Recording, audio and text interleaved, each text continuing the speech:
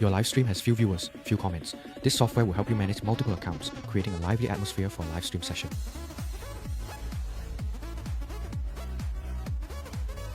As you can see on my screen, right, this is a live stream session with quite a few viewers, 120 viewers, which is great.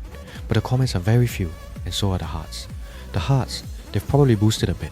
So when your live stream session is too quiet with comments like this, it's very difficult for the streamer to maintain a conversation and naturally introduce products. For example, when new customers join, right, they don't know what to say, whether about the price, color, size, or any offers.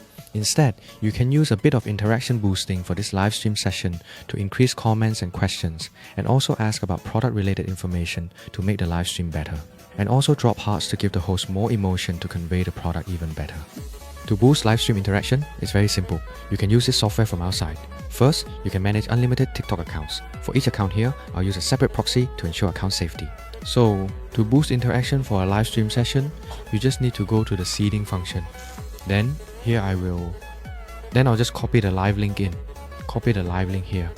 And then I select the accounts I want. So here, there will be some parameters. For example, just like real people, they enter a store, ask for prices, ask for product information, and so on.